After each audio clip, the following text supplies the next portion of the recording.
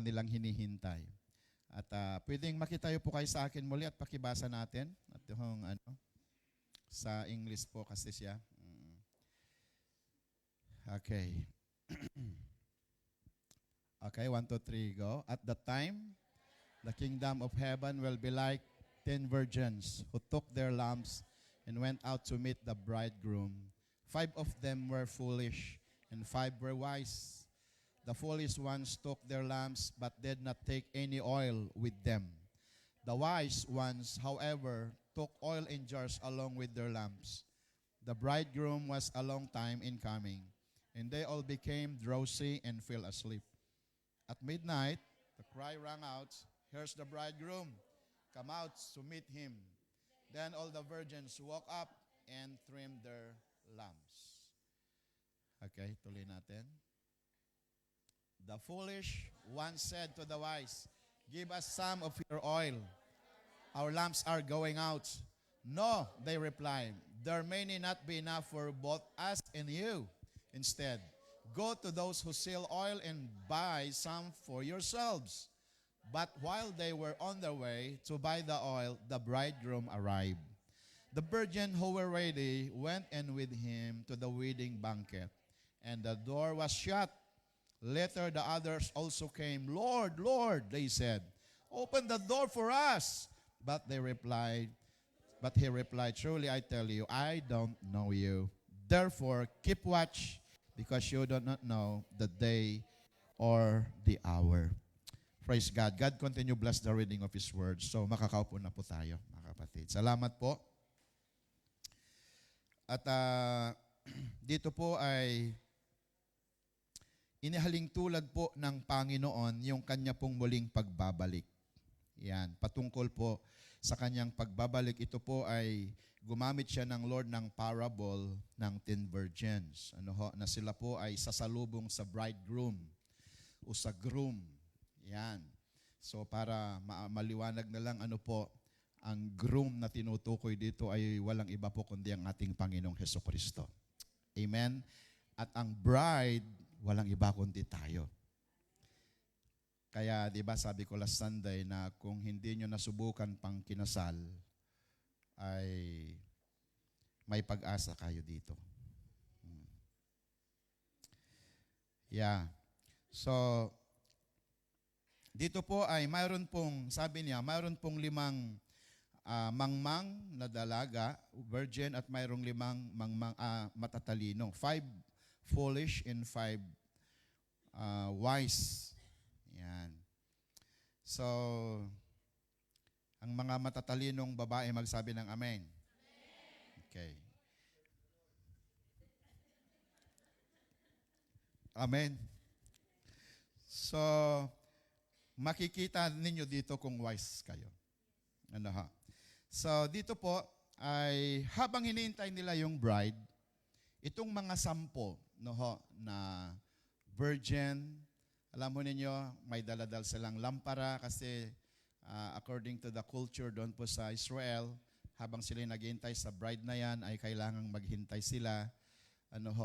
At kailangan kapag lumabas na yung groom, ay talagang nakahanda na sila. So ito po inialing tulad lang, kaya pinarabol lamang ng Panginoon para maintindihan natin ang pagbabalik ng Panginoon. Last 2000, sinasabi nila yung Y2K, ang sabi nila na darating na daw ang katapusan ng mundo. Ang dami pong mga nababalitaan natin na at the end of the world, pero hindi pa nangyayari. Kasi sa Bible, wala pong nakakaalam kung kailan talaga darating ang ating Panginoon. Amen? So, bakit kasi hindi na lang kasi sinabi ni Lord, na darating ako sa 2028? Para wala na lang magulo. O mas magulo. Bakit kaya hindi sinabi ni Lord ang kanyang muling pagbabalik sa tingin ninyo? Para tayo ay maging handa at maging tapat. Mga kalalakihan, parang alam kong iniisip ninyo Kasi kung 2028 pang dating ni Lord, ano na ngayon, 2026, pwede pa, pwede pa. Pwede pa. Ano yung pwede pa, Pastor? Basta pwede pa. Di ba? Tingnan niyo parang hindi tayo seryoso. Tagal pa naman eh. Yan. Kaya punta muna tayo sa ilaw na andap-andap. Yun lang. Hindi mo alam, ay doon na palang katapusan mo. Wala na. Kaya maganda na hindi talaga sinabi ni Lord. Amen ba? Para makapaghanda tayo. Para maging tapat tayo. Hallelujah. At napakahalaga ito. Dahil, alam mo ba na ang paglilingkod sa Lord ay sa totoo lang para sa ikabubuti rin natin. Amen ba? Walang nais si Lord kung hindi mapabuti ang bawat isa sa atin. Salamat sa Lord sa mga kagagaling sa iba't ibang bansa na dito pumupunta. Pero yun yung lagi kong sinasabi, di ba, na hindi lahat ng nag-abroad ay napabuti ang buhay. Ngunit ang lahat ng naging totoo at tapat sa Lord, naayos at napabuti ang kanilang buhay. Amen ba? Kasi minsan parang sinasabi na, nasa abroad na ako. Ano ngayon? Malaya ka na? Wala rin si Ngunit alam mo ninyo mga kapatid, ang tunay na kung saan natin matatagpuan ang kaayusan at tunay na tagumpay ng buhay, walang iba kundi ang Panginoon. Andyan po ba tayo? Nasa ang abroad ka mang pumunta kapag hindi natin kilala ang Panginoon. I'm sorry to say. Di po ba? Kaya minsan may sabi ni Nanay Marlene may nakasakayan daw siya. Sabi niya, alam mo sis, hindi ko alam kung saan ako uuwi. Aba, uuwi ka sa Pilipinas, hindi mo alam kung saan ka uuwi. Hindi mo na alam yung bahay mo. Hindi ko alam kung sa number 1 o number 2. Nagkaroon ng number 1 and number 2. Galing lang ng abroad. Nagkaroon na. Yun lang, malaking problema nito, sabi daw ni Nanay Marlene. Hindi po ba? Kaya mga kapatid, di ba, noon pa man, ang ganda yung pangarap, makapag-abroad lang ako. Di ba? Napatayo ko yung bahay natin. Nung nakapag-abroad naman na, di na mahagilap. Buti na lang wala dito yun. Parang meron na. Wala. Amen ba? Praise God. Ang hirap kasi yung ikaw yung gumawa ng pangako mo noon, tapos nung nandito, parang ikaw na rin ang sumisira. So, of course, we are not perfect. Wala tayong maipagmamalaki po dyan. It's all by the grace of God. Kaya nga po, I encourage everyone na kung bakit may mga gawain tayong ganito. Lalo na po yung mga bagong dating dito sa Spain. How I wish that every new arrive, mga bagong dating dito sa Spain ay matagpuan natin sila at madala natin dito sa church. Amen ba? I think this is the best thing we can do, church.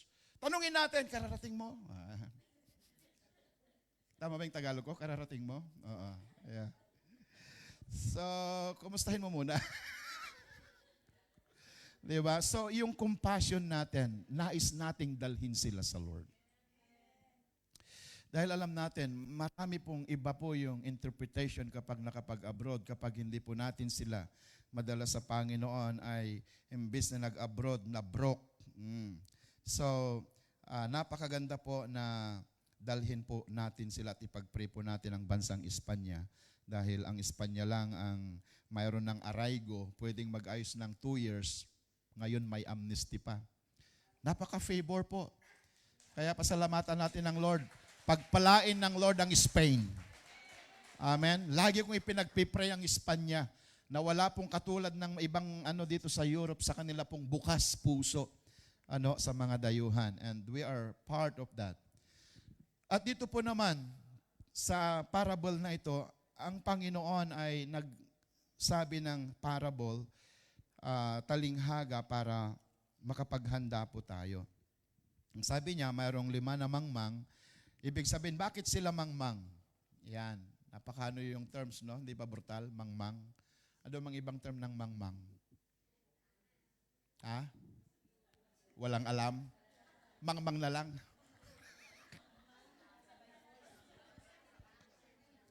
Magaan yun. Mas magaan yung mangmang.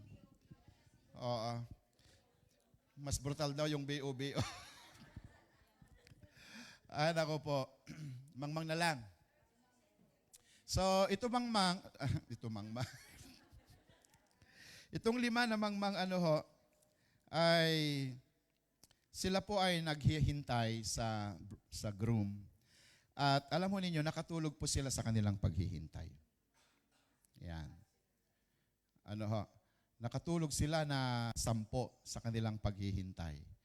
Yan. At ngayon, ang nangyari, may warning na. Pup, pup, pup! Yan. Hindi ganon yung nakalagay dito. Nilagyan ko lang. Parang nag-alarm. Sabi niya, dito na! Sabi niya, dito na yung nobyo! Yan. So, ibig sabihin nun is for them to awake. Gumising na sila, then maghanda. Nobyo yun eh. Di ba? Ikong nobya, lalong masaya yung mga nobyo. So, itong mga nobya, itong mga virgin, sila ay nagising. Anong nangyari? Yung 5 ay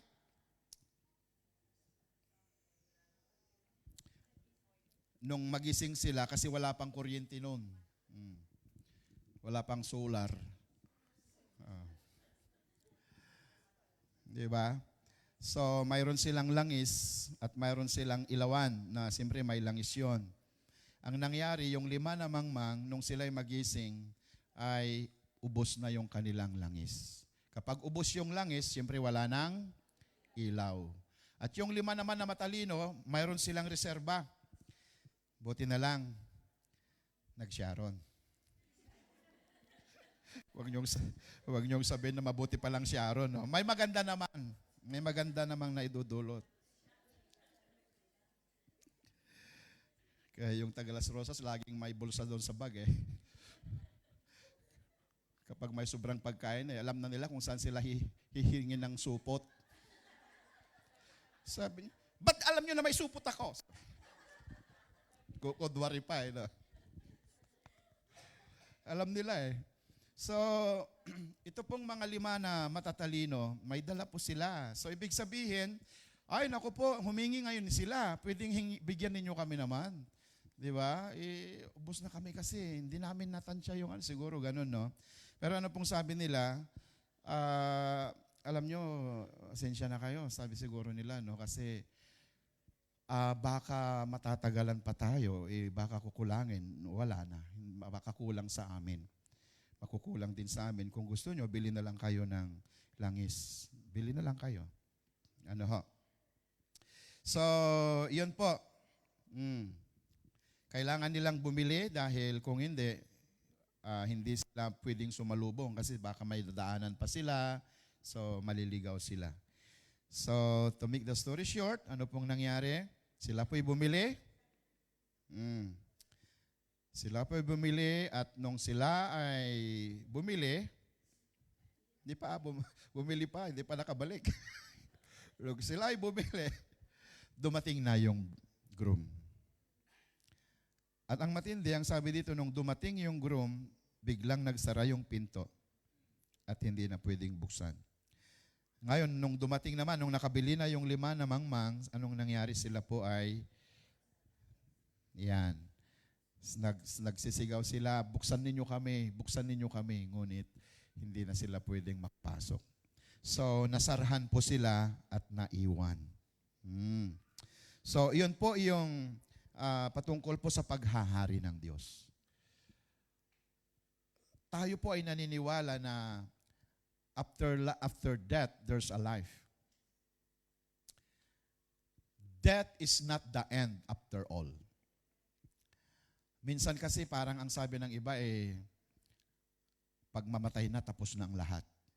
Kaya minsan ang sabi nila, mamatay na nga para matapos ng lahat. Para magkaroon na ako ng rest in peace. Pero alam mo ninyo, yun po yung na-share ko kanina sa devotion natin, ang tunay na kapahingahan ay hindi ang kamatayan. Ang kapayapaan, hindi rin ang kamatayan. Bagamat yun ang alam ng iba. Mamatay na nga para magkaroon ako ng kapayapaan. Kaya, according to the Bible, ang tunay na kapahingahan at kapayapaan ay matatagpuan sa Panginoong Hesus. You don't need to die for you to have rest and peace. You need to accept the Lord Jesus Christ. Amen ba? Alam ba ninyo na mayroon tayong dalawang destiny? Either heaven or hell. Kapag napunta ka kayo sa impyerno, rest in peace kayang meron doon. Walang kapayapaan doon. Walang kapahingahan doon. Kaya ang tunay na kapahingahan ay matatagpuan lamang sa Panginoong Kristo. You don't need to die. Just receive Jesus in your life. Then you have rest. Dadagdagan ko na, in peace. Parang gusto mo na yata, Pastor. Hindi! Sinasabi ko lang na may rest and true peace. Dagdagan ko na lang, true rest and true peace in Jesus Christ. Amen po ba? Hallelujah! Kaya purihin ng Panginoon, di na kailangan na sinasabi ng iba, no ho, dahil ang tunay na kapayapaan at kapahingan ang sabi ng Panginoong Hesus, lumapit kayo sa akin, come unto me all of you who have heavy laden, and I will give you rest. Purihin ng Panginoon. So ito pong pinag-uusapan po natin dito, ito pong mga 5 na mangmang, pero i-ano muna natin yung Jesus, punta muna nga tayo sa introduction. Jesus tell the parable of the 10 virgins to illustrate what the kingdom of heaven will be like at His return. Amen ba? This is not just a story about wedding. It is a warning and a call to readiness for the second coming of Christ. We believe that Jesus is coming soon. Amen? Kasi may mga relihiyon na hindi sila naniniwala. Kaya, salamat sa Lord naniniwala tayo kasi nangyayari naman yung mga signs ng kanyang pagbabalik. So, but while they were on their way to buy the oil, the bridegroom arrived. The virgins who were ready went with him to the wedding banquet, and the door was shut. So, purihin ng Diyos. Kaya nga po natin pinag-usapan ang maging handa tayo kasi kailangan po natin itong handaan at bantayan dahil ito po yung pinakahalagang bahagi ng buhay ng tao. Yun pong tayo ay pupunta doon sa inihanda niya.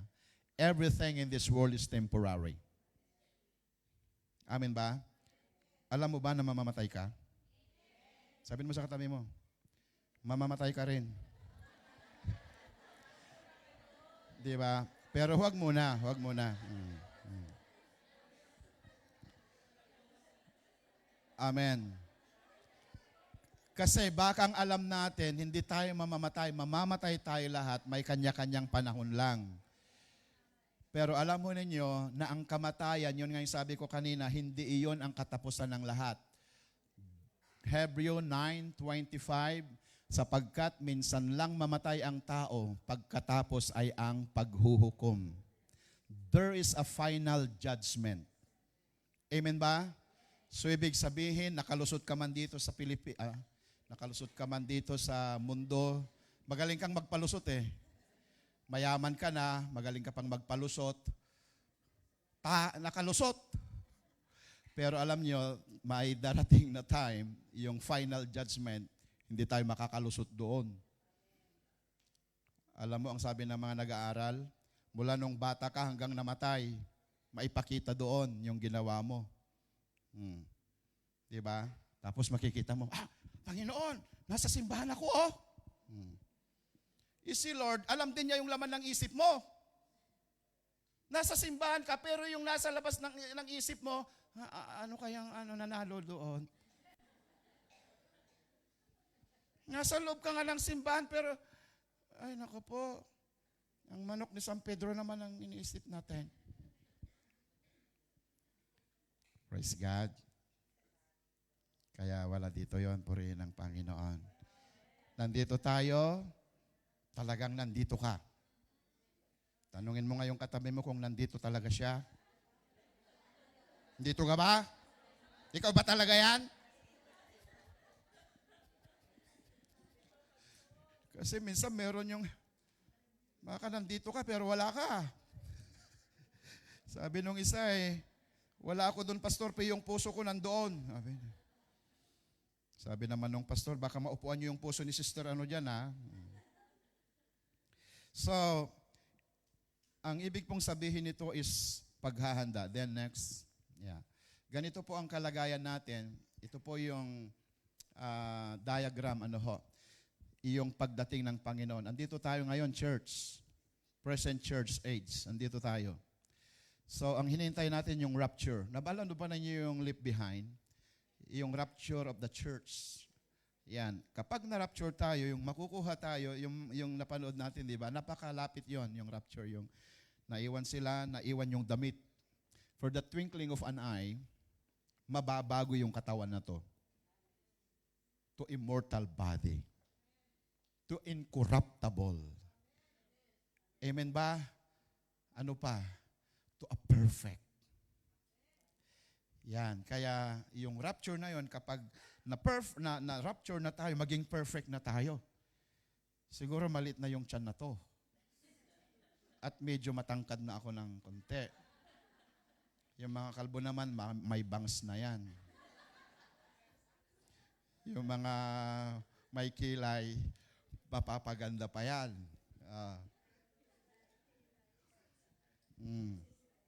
So, judgment set. So, ito na po yun, marriage supper of the Lamb. Kaya yung mga hindi nakasabok ng kinasal, pwede doon. Ikakasal tayo sa Panginoon. Ang matindi, yung nasubukan mong kinasal sa mundo, hindi ka nakasama dito. Amen? So, ito po yung napakahalaga, rapture. Kaya nga, may pinupuntahan itong ginagawa natin, church. Amen ba? At ngayon naman, after ng rapture, ang mundo naman ay nagkakaroon ng tribulation. Ito po yung 7 years tribulation, lalo na yung 3.5 years, napakatindi nun. Darating ang Antichrist, dyan lahat na magkakaroon ng, wala nang mabuti, wala nang maayos. Kasi na-rapture na yung mga anak ng Diyos, yung mga nanampalataya sa Panginoon. Minsan kasi, baka sinasabi natin, at least may religion naman ako actually sa Bible, walang religion na makapag-rapture. Jesus Christ is the way. Jesus Christ is life, the truth. Jesus is the way to rapture. Amen ba? So, ibig sabihin, Jesus Christ is more than religion. I'm sorry to say, I'm not against religion. Pero minsan, nakakalito ang relihiyon. Can you imagine, 4,300 religion na ngayon ang mundo. Kung wala kang pundasyon sa Panginoon, malilito ka lang talaga. Kaya kailangan makilala natin ang sinasabi naman ng Bible, kailangan tanggapin lang natin ang Panginoong Jesucristo sa buhay natin at gawin natin siyang Panginoon. And you will be saved. Mahirap ba yun?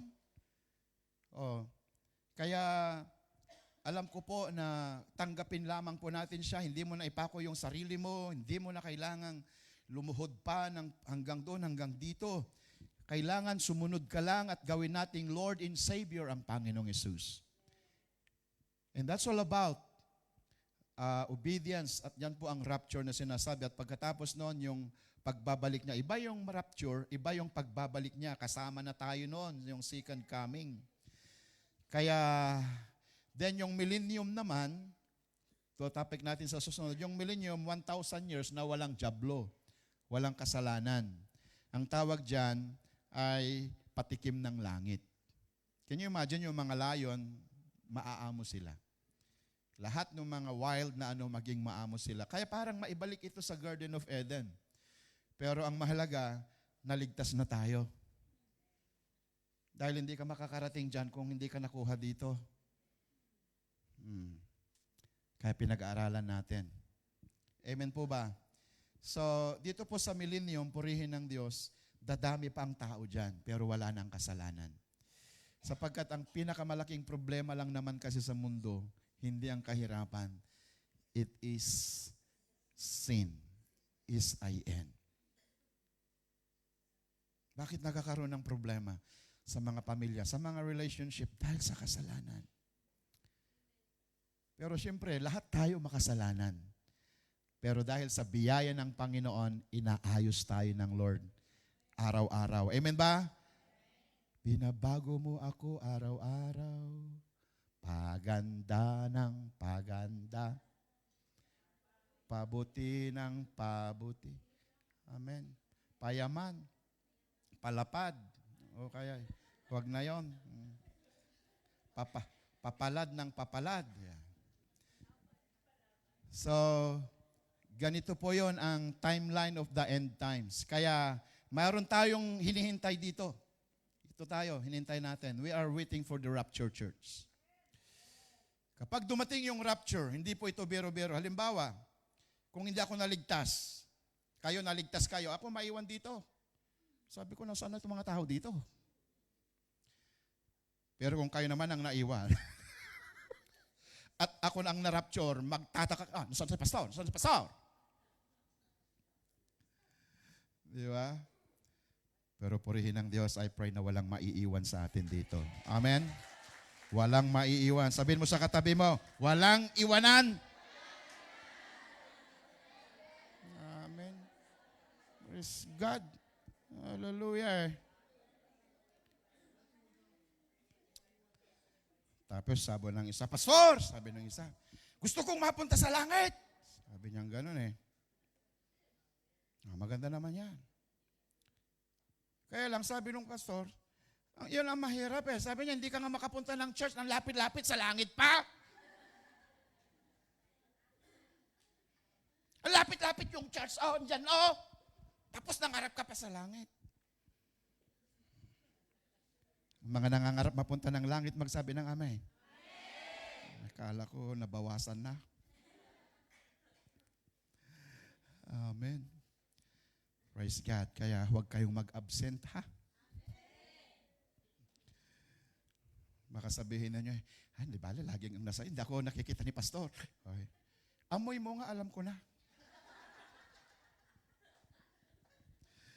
Kaya, church, I'm saying this because I love you. I pray na walang maiiwan sa atin dito. Ang sabi ng Bible, kapag naiwan tayo, pagsisisihan mo na ikaw ay pinanganak buhay na ito. Ang mahirap sa Revelation chapter 9 verse 6, gustuhin mo man ang mamatay, hindi ka na mamamatay. Holiday ng kamatayan. Saksakin mo man yung katawan mo, hindi ka mamamatay. Totoo ba yun, pastor? Nasa Revelation chapter 9 verse 6. Sa mga panahon na yon, hanapin man ng tao ang kamatayan, ngunit ang kamatayan ay lalayo sa kanila. Wow. Hindi ako nananakot. Pero kung matakot tayo, manginig tayo. At sumunod tayo sa Panginoon. Walang nais si Lord na mapahamak ang bawat isa sa atin. Ni isa sa atin dito, walang nais ni Lord. Kaya nga napako siya sa krus. Ganon kahalaga kung bakit napako siya. Makita natin, napakahalaga yung ginawa niya. Kaya lang ang daming hindi nagpapahalaga nito. Bakit kailangan niyang magkatawang tao? Bakit kailangan niyang maghirap? Pwede naman siyang mapunta dito sa baba na okay lang eh. Pero bakit kailangan niyang dumaan sa lahat ng ganong kalagayan? Para makita mo na napakahalaga ang buhay mo. Kaya nga mahal na araw. Kaya lang hindi nakikita yung kamahalan ng araw. Hindi nakikita yung kahalagahan ng ginawa ni Jesus. Sino bang Diyos nang gustong maging tao? Mabuti sana yun nga kung siya'y prinsipe. Pinaghirap siya, pinako pa siya sa krus. Alam mo bang maipako sa krus, that is the most tortured death of humankind during his time. Silya elektrikang labas noon. Ang hirap nung tinutorture siya. Inuunti-unti siyang pinatay. Dapat makita natin yon. Bakit na ginawa yon? Dahil mahal ka niya, dahil mahalaga ka. Bagamat ang daming hindi nagpapahalaga. Minsan inaalala lang pero hindi pinapahalagahan. Pinahalagahan ko, pastor, nagpapapako pa nga ako eh. Pero hindi ganun eh. Ang nais ng Lord, ginawa na niya yung mapako. Kailangan mo lang sumunod sa Panginoon. Kailangan mo lang sumunod, sumampalataya. That's all about. Gawin natin siyang Panginoon. Amen po ba? Sapagkat siya ang magdadala sa atin doon sa second coming, doon sa rapture, doon sa buhay na walang hanggan. Amen? Then, ano ang kahulugan nito? Yung the 10 virgin. The call to be, pakibasa natin, the call to be watchful. Kung bakit mayroong parable na 10 virgin for us to be watchful. Mapagbantay. Amen? Magbantay tayo. Magbantayan tayo. Magbantay ka naman. Sinasabi natin, magbantayan tayo, pero kumusta mo si sister, nawawala. Tapos, ano pa? Hindi ka na, dinis anong tawag doon? In-unfriend ka pa. Blinak ka pa. Ay, naku po. Kaya nga may mga life group tayo para magkumustahan tayo. Amen? Kasi ayaw ng Lord na mawala tayo. At that time, the kingdom of heaven will be like 10 virgins who took their lamps and went out to meet the bridegroom. 5 of them were foolish and 5 were wise. Among those who profess to be a Christian, the wise and the foolish may appear alike until the judgment. So ito po yung kahaling tulad po nung 5, na matatalino at mangmang. All 10 virgins were look similar. Itong 10 virgin na ito, similar sila. The same na pumupunta sa church. Alam mo ba kung anong pinapakita at the picture of this 10 virgin? They are all Christian. Hindi halata. Kaya minsan may mga Kristiyano yatang hindi halata. Baka ito na yon. They are all look similar. All were waiting for the bridegroom. Lahat naman naghihintay. Lahat naman tayo naghihintay tayo. Sinasabi ko na ito. Kasi one day, church, magtataka na lang tayo. Kaya mahirap yung yung paglilingkod mo sa Panginoon parang lang, pa-mood. Wala akong mood ngayon na pumunta sa church. Tapos nung nagkaroon ka ng mood, may mood ako na pumunta sa church ngayon. Tawagin ko nga si Sister Ada. Pupunta ako sa church ngayon. Tinawagan mo si Sister Ada, walang kumukuha ng telepono. Basta may mood akong pupunta sa church.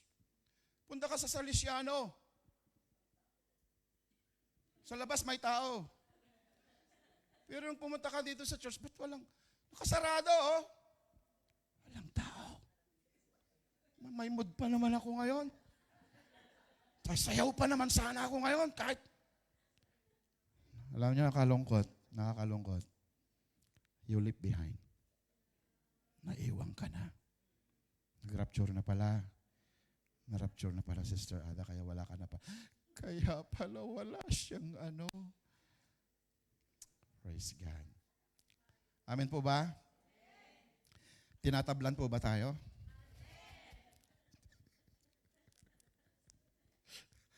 Praise God. Alam niyo, ako tinatabla lang. Sa baga sinasabi ko Hinihipo tayo ng Panginoon. Amen po ba? So, this represent those who profess to be a Christian. Yan, ito po yung mga foolish. They, of course, sinasabi nila na Kristiyano sila. They are very similar, pero alam natin, na kailangan makasiguro po tayo dito. The difference is not external, but internal. Kaya hindi pala makikita. Kasi ang kaibahan ay nasa loob. Diba? Parang lang yan, nagtayo ng bahay. Sa ibabaw ng bato, yung isa sa ibabaw ng buhangin. The same building, Di ba? Kaya lang yung pundasyon magkaiba. Paano yung pundasyon na buhangin? Di ba hindi matatag? Yung bato, matatag siya. Yan. Kaya pala, di ba? Kaya pala may mga nawawala kung minsan. Dahil yung pundasyon. The difference is not external but internal. 5 were wise, 5 were foolish. The distinction was not their lamps but their oil. The oil represent spiritual preparedness. Amen? The oil, yung langis. Yung langis ginagamit sa sakyan, yung langis ginagamit sa pagluluto, yung langis ginagamit sa panghilot. Dami. Ang gamit nun, ginagamit sa ilaw during those days. Ngunit kung walang langis, walang ilaw. So what is that oil? Praise God. Ano yung sumunod? The call to be watchful. Then, the reality of spiritual preparedness. Yan. 5 were wise, 5 were foolish. The difference, oil. Sabi natin oil. Sabihin mo sa katabi mo, may oil ka pa ba?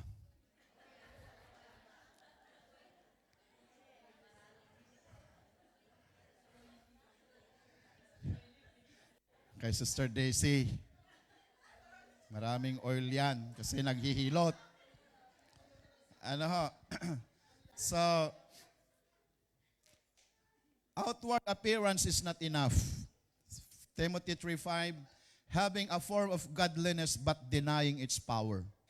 The oil represent inward spiritual life, church. Represent the Holy Spirit. The oil, it is a representation of the Holy Spirit, genuine relationship with Christ. If anyone does not have the Spirit of Christ, he is not His. Wow. So ibig sabihin, kailangan natin ng banal na Espiritu because this is the representation of the oil. Amen? Ito, mahahalata mo yung mga may oil. Excited na pumunta sa church. Wow. Huwebes pa lang ngayon pero excited na ako na pumunta sa church. Praise God. Halata mo yung mga walang oil. Alam mo yung mga walang oil na bisikleta, ang ingay. Akala mo kung ano yung ingay, wala palang langis.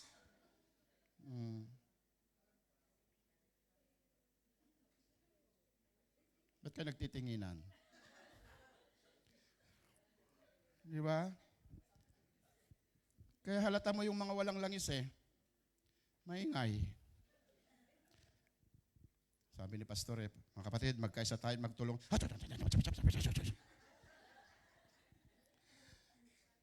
Mga kapatid, mag-contribution tayo. Palaging mali si Pastor. Palaging mali. Wala nang sinabing tama. Mga kapatid, pwedeng punta tayo sa mag-evangelyo. Ang ingay talaga. Di ba? Wala dito yon. Amen? Umalis na! Pumunta sa ibang church, hindi biro lang. Yung mga walang oil, ang daming mga chinichismis talaga. Di ba? Pero yung mga may oil, wow, tahimik yan na nakikinig. Minsan nga sa sobrang tahimik na nakikinig, nakakatulog. Sumobra yung oil.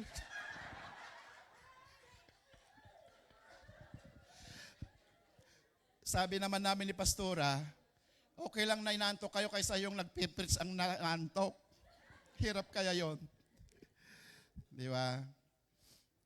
Yung mga may oil, kapag umawit sila, wow, excited. Yung mga walang oil, titignan muna yung kung lulundag. Lumundag siya. Lumundag siya, hindi lulundag din ako. Ay, nako po, napaka-obvious. Pagpasok pa lang nila, obvious yung mga walang oil. Paano pagpasok pa? Walang ka-grateful. Hindi malaki, kumusta? Yung mga may oil, wow, sister, praise God, nandito ka ngayon. wow, na-miss ka namin, di ba? Hindi yung, nandito ka? Yeah. Yung mga walang oil, ganun eh. Ba't nandito ka? Ay, nako po. Praise God, buti na lang wala. Pinapaalala ko lang yung mga nandun noon. Pero wala na ngayon. Amen. Lahat excited na! Church, I want to tell you, you must be the most excited people in the world. Alam mo kung bakit? We have hope in heaven. We have the blessed hope, church. Ano ngayon kung hindi ka yumaman, may hinihintay ka naman. Ano ngayon kung hindi ka naging artista, may hinihintay ka naman. Hindi kisikat, hindi ka lahat, pero nakakilala ka sa Panginoong Jesucristo. Praise God. Ikaw ang pinakamapalad. Yes! You are the most blessed man and woman. Glory to God. Because we have that oil, the Holy Spirit, na siyang nang-aaliw, nagpapalakas sa atin at purihin ng Panginoon. Meron kang genuine relationship, yung lagi kang nauuhaw sa Panginoon. The Bible says, blessed are those who hunger and thirst for God, for they shall be filled. Mapalad ang sino mang nauuhaw at nagugutom sa Diyos sapagkat mapupuno sila. Mapufulfill sila, makukontent sila, masasatisfied.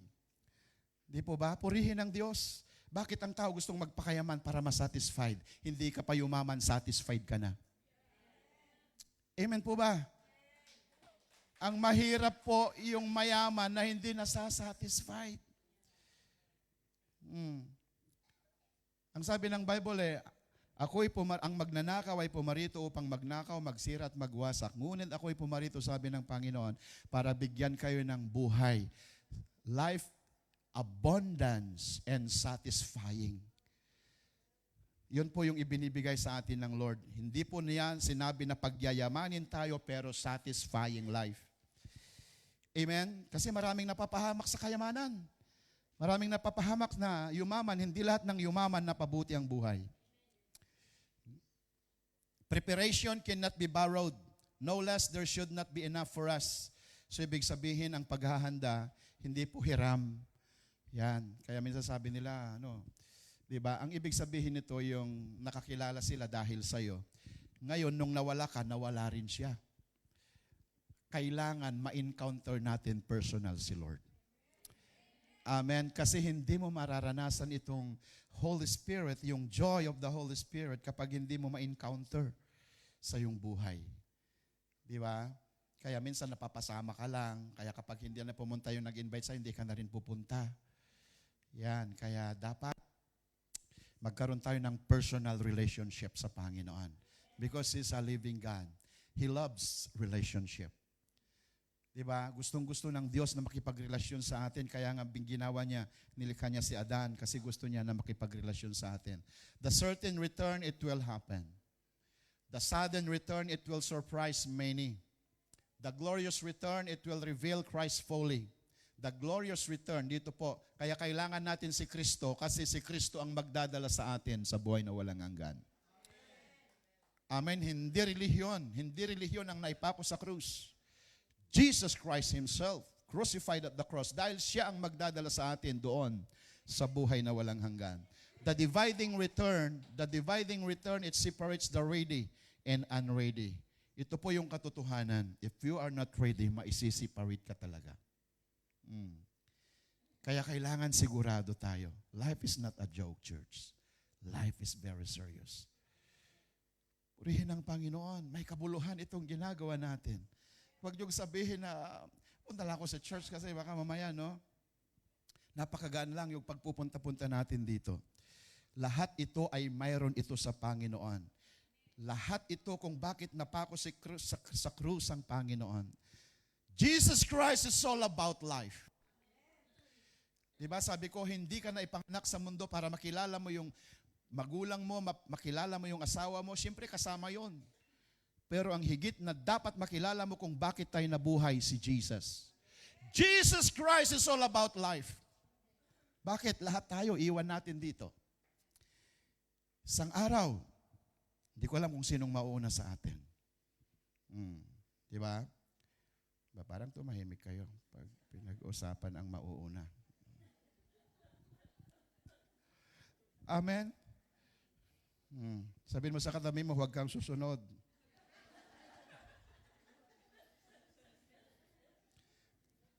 Are you ready, church?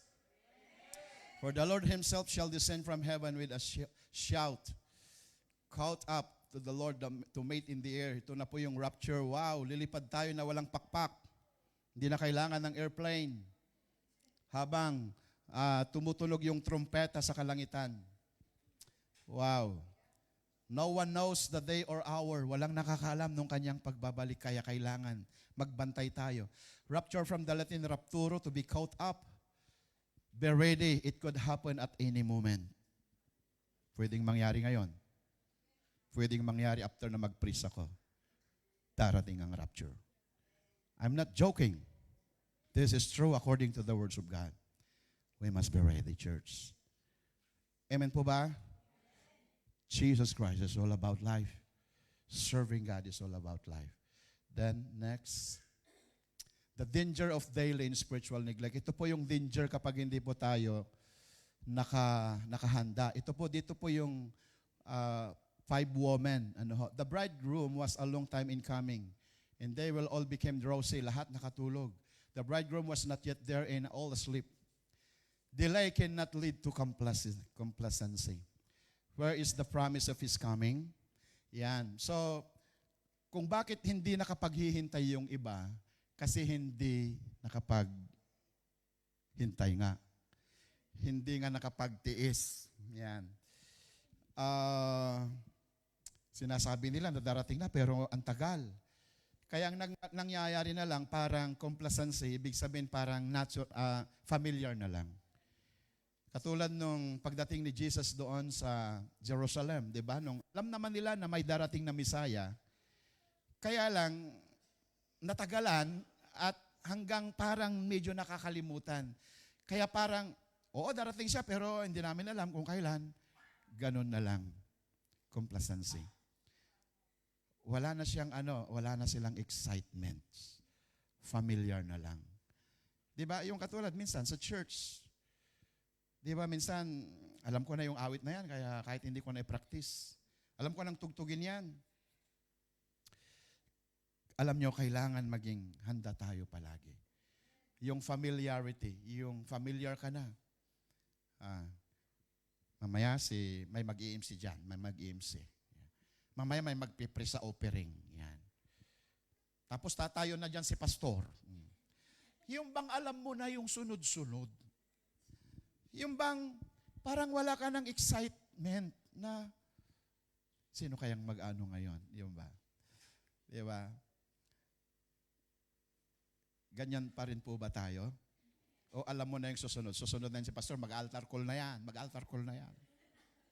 Inuunahan mo na.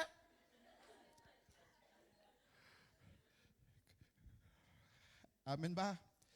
At least may pumupunta pag nag-altar call. Kailangan nating maghanda, mga kapatid. So, many will be unprepared when He arrived. There will be a sudden awakening. Be ready, for the Son of Man is coming at an hour you do not expect. Behold, the bridegroom is coming. Go out to meet Him.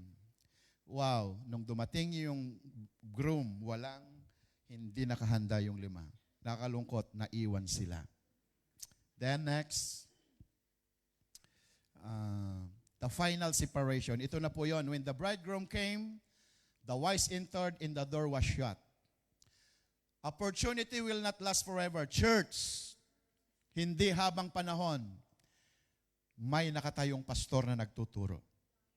Hindi natin alam. Yun nga, excited ka na pumunta ng church.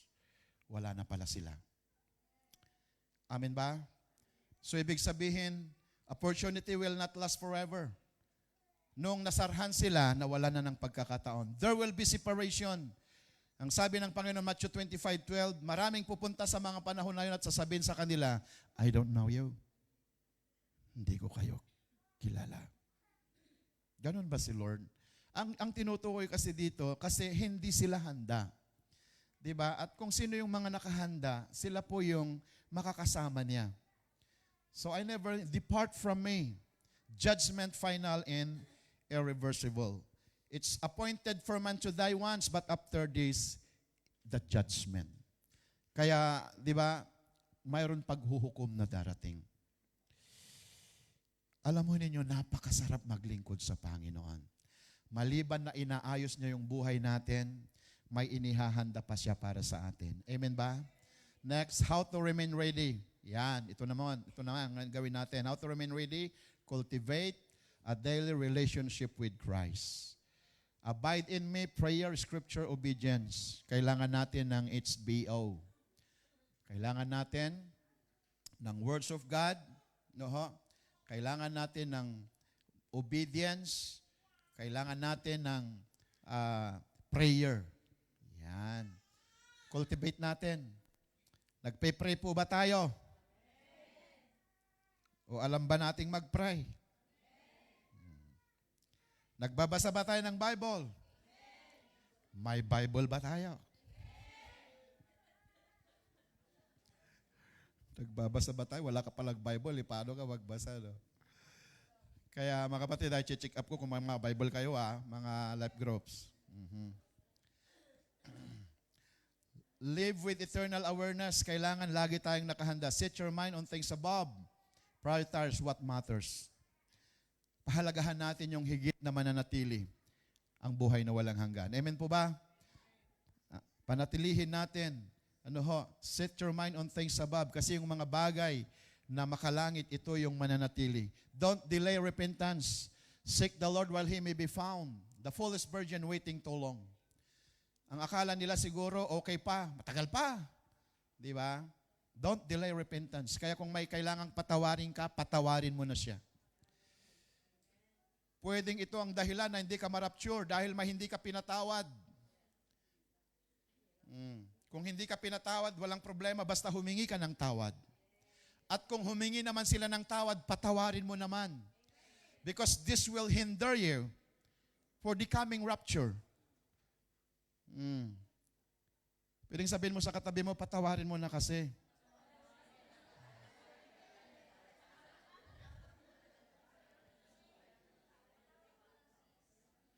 Sabihin mo ulit, pinatawad mo na ba siya? Hallelujah. Parang umingay doon, parang mayroon nagre-recess. So how to remain ready, serve faithfully while waiting. Maging faithful tayo habang naghihintay tayo. Amen? How to be faithful, yun nga po, nagmamahalan, nagtutulungan, nagpapatawaran, nag-aabutan. Amen ba? Kasi para mapalakas tayo, na-appreciate natin ang bawat isa. Blessed is that servant whom his master will find so doing. Readiness is active, not passive. Amen? Kaya kailangan, sabi natin sa katabi natin, maghanda tayo palagi. Amen. Then, be spiritual, watchful. 1 Peter 5:8, basahin natin. Be sober, be vigilant, stay alert to temptation and destruction. Yan. Alam mo ba na the devil is all around. Temptation is everywhere. You need to be strong. Amen. Paano, pastor? Tao lang ako eh. Di ba? Yun lang yun. Alam nyo, binigyan tayo ng lakas ng loob ng Lord. Amen ba? Huwag nating sabihin tao lang tayo. Tao ka talaga naman. Hindi ka naman hayop. Di ba? Talagang marupok ako. Alam nyo, parang sinabi ninyo na ito yung favorite song mo, gusto kong bumait pero di ko magawa. Pero alam mo, kapag ikaw ay lumalalim sa Panginoon, kapag nag-i-enjoy ka, kapag may oil sa ating mga puso, kung noon ang paborito mo, gusto kong bumait pero di ko magawa, ngayon, ang sasabihin mo, gusto kong magwala pero di mo na magawa. Because the oil is alive. The oil is function. Kumikilos siya. Amen? Sinasabi niya, nak, iba na yata yan. Nak, nandito lang ako. Though I know, Jesus never condemn you. Never judge you. Ito po yung napakaganda sa Lord. Kahit mali yung ginagawa mo, hindi kanya sasabihin, mali yan, nak. Alam mong sasabihin lang niya, nak, nandito lang ako. Nakita ninyo? Hindi niya sasabihin sa'yo, nak, iba na yung ginagawa mo. Alam mo ang Lord sasabihin lang niya, nak, nandito lang ako. That is how He loves you. Nandito lang ako, anak, ha? Praise God. Kung naisipan mong mag-ayos-ayos, dito lang ako. Amen po ba? Ganun po tayo kamahal ng Lord. Be spiritual watchful. Alam natin ang Panginoon ay mahal na mahal po niya ang bawat isa sa atin at binibigyan ng magkakataon na tayo makapagbalik loob sa Kanya. Amen?